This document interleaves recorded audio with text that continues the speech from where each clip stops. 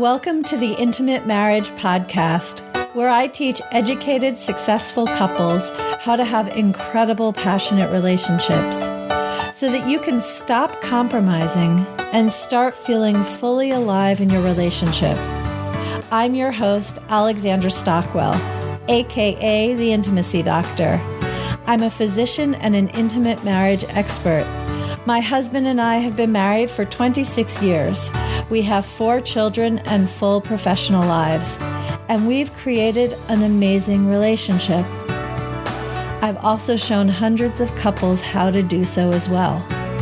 If you want to deepen your understanding of your own relationship and learn to access new heights of emotional, sensual, and erotic intimacy, you're in the right place. I will show you how. Now let's dive in. Let me set the scene. It was February 2003. My husband and I had been married for 7 years, and during that 7 years, we had learned a great deal about ourselves and one another. We'd already had some really wonderful couples coaching. We had learned to improve our communication. We had come to understand that compromise was really not going to work for us, even though we had not yet mastered the art of uncompromising intimacy and always speaking up and being true to ourselves with kindness. That was yet to come. Having an extraordinary, gratifying sex life was also yet to come. But in February of 2003, we had a good, solid, happy marriage that felt collaborative, and we could trust one another to be on the same page. And there was a lot of support. And I guess another way I would say it is that we had gone from sometimes bad to good, and were really settled in there and could smell what it might look like to go from good to great, outstanding, fantastic, extraordinary. But we weren't there yet. Anyway, February 2003, our marriage just started to feel weird to me. And we'd been through enough for me to recognize that this was different. I didn't feel like he was mad at me. I wasn't mad at him, but we were disconnected and there wasn't anything to account for it. There wasn't anything that was happening in my body or soul. There wasn't anything external that had occurred or some topic that was complicated for us. And while I definitely didn't always know what the content was, I was very familiar with feeling when there was something brewing in him. He might not even have been aware of it yet, but I could perceive there was something going on that was somehow complicated and needed his attention and or our attention. And this was not like that. It just, I don't really have vocabulary to describe it, but at the time I just felt like there was something weird happening in our marriage, and I couldn't put my finger on it. I just knew that we were becoming less connected. And at the time, I was seeing a really fantastic therapist. It was a few months after my mother had died, and I needed her help to walk through my grief of being in my 30s and losing my mother. And in the context of all of this, I shared that my marriage just felt weird and I couldn't put my finger on it. And this wonderful therapist said to me, "How old is Josephine, our oldest child?" And at the time she was 6. And then she asked me, "How old was Rod, my husband? How old was he when his parents got divorced?" And the answer was also 6. And I could see that what she wasn't quite saying, but there was a resonance there. There was something happening that wasn't objectively about me, but it was the matrix of family identity, experience, and dynamics. I know that sounds vague, but it was vague for me. Anyway, I went home And I carefully shared this with my husband, how things had been feeling weird to me and how I had told my therapist and how she had responded. And my husband is a remarkable man, and he heard this, and I saw confusion on the edges of his soul suddenly shift into clarity. And over the next day or two, I realized our marriage no longer felt weird at all. And he wiped away a few stray tears that escaped from his eyes. And he had been completely unaware. This was totally unconscious.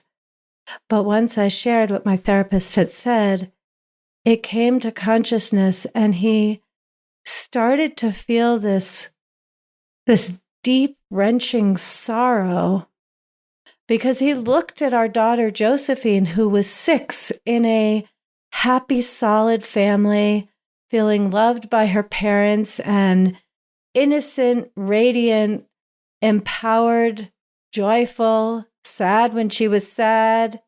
She wasn't actually mad that often, but mad when she was mad, and just experiencing a range of emotions, sometimes wanting to be with other people, sometimes wanting to be alone. She just was this balanced, wholesome, healthy 6-year-old.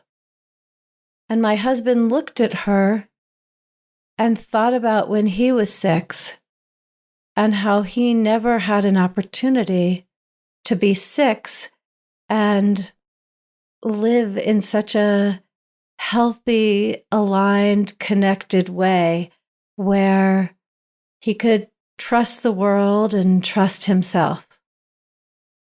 And there was something about being a caring, devoted adult father and seeing our daughter at 6 that opened a window, opened a whole landscape, a new way of relating to his own childhood experiences.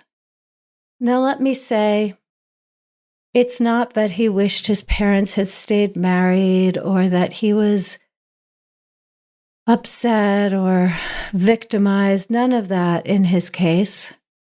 It's more that he had been profoundly influenced by something. It had shaped who he is and how he related to himself and to me, his wife. And he hadn't ever seen it as clearly as he was able to by seeing the contrast in how dynamic and just solid and confident and radiant Josephine was. It helped him begin to reclaim a way of being that had been kind of collateral damage as his family reorganized itself when his parents got divorced. And there's a lot more to say about how that played out in his biography, but it's not really pertinent right now. The main thing that I want to share is, first of all, that this weirdness and emerging disconnection in our relationship was activated in this way. And secondly, this part is really important. Once he could see it consciously, it no longer influenced our marriage. It no longer had a power over our experiences. It no longer unconsciously sneaked in and influenced the emotional milieu in our relationship. Not at all. Once he could see it clearly, then he really had an opportunity to do all kinds of things, whatever it took to reacquaint himself with parts of himself that he'd been divorced from as his parents had gotten divorced. Interestingly, we have 4 children, and something actually quite similar, it felt like an echo, happened when our second child was 6 years old. But this time, I recognized it, I brought it up, and it didn't really have much impact on our marriage. It's more just that I could feel it there. and kind of handed it to my husband to handle again. And then with our third child, it was so diluted, it might not have even been an issue, except that I mentally had it in my calendar for when he turned 6 to have my eyes out for this. And so it was more like a whiff of that. And it provided more integration, more growth, more learning, more reclamation, more feelings that had been compartmentalized on the part of my husband. And by the time our fourth child turned 6, this just was a non-issue. It didn't happen. So what are you thinking? Is there a way in which you look at your child or children, nieces and nephews, and it's really our own children that impact us in this way, but not only. Anyone that you're really close to can be a mirror for what your experience was or was not when you were the same age. It's one of the gifts our children give us, is a kind of revisiting of our childhood experiences, both the beautiful, tender, innocent, positive experiences and the ones that were complicated and not integrated, that we compartmentalized and essentially disconnected from an aspect of ourselves. There's an opportunity as an adult to feel those feelings and integrate the parts of ourselves that we've disconnected from. This came up for a client of mine that, I spoke with him, in early 2021. And they had been married for 8 years. The context was different. It wasn't triggered by having an adolescent, but certain things happened that she wasn't aware of it. But basically, she went from being this mature, competent, ambitious professional woman to at home feeling like an adolescent, kind of out of control with all that energy, wanting to break rules, wanting to say no. And she actually stepped away from her corporate position and wanted to start, I don't remember if it was a yoga studio or Pilates studio, nothing particularly radical, a perfectly wonderful thing, but it was really a way of completely walking away from what she had built up over the years and always been devoted to. She just did 180 degrees. At home, she went from being collaborative to really being an adolescent. Sometimes, it's much more common that women joke that if they have 2 children, they talk about having 3 children, referring to the husband as a child. Well, this was the opposite situation. And this husband, who himself had tended to be the more irresponsible one, found himself stepping up and needing to create boundaries and stick to rules, and really wondered what the heck had happened to his wife, because he felt like he was living with an unruly teenager. And he was supposed to parent, but he was not actually the parent. Now, for the two of them, it was a much more complicated thing to transition out of this dynamic than it was for me and my husband, partly because my husband was always devoted to his personal growth and had lots of tools and had had experiences like this before, not within our marriage, but in other parts of his life where something had come up and he had figured out how to navigate it.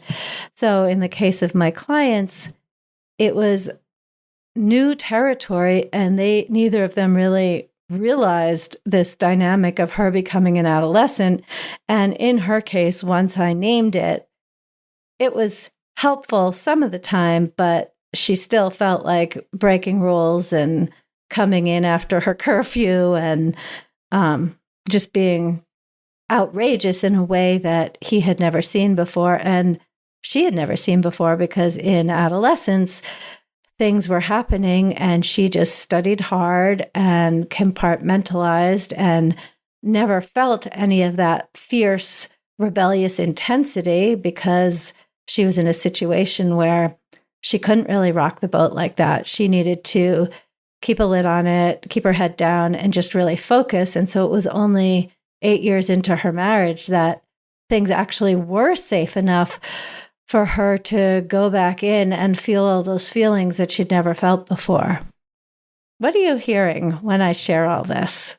My hope is that you open your eyes to seeing how, when things are challenging with a spouse, even though in our society, the first thing we tend to do is blame the spouse, want the spouse to change, that often enough, the situation does not inherently have anything to do with the spouse other than the spouse being present and committed to you and in an intimate relationship, which itself creates a context for this other stuff to arise.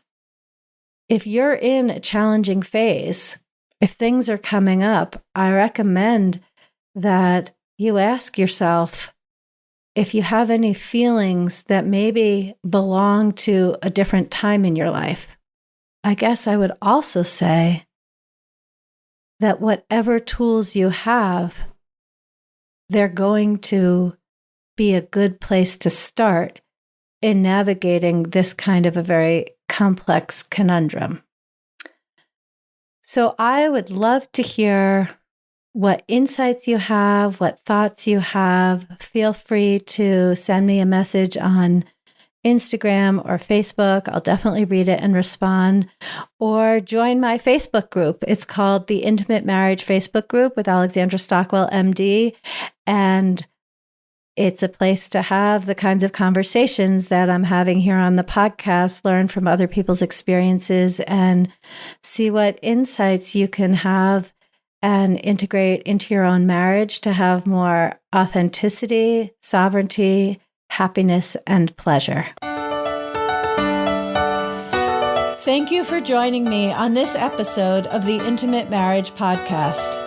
If you're ready to deepen your relationship and create a truly intimate, delicious, and vibrant marriage, head over to alexandrastockwell.com and choose the program that's right for you.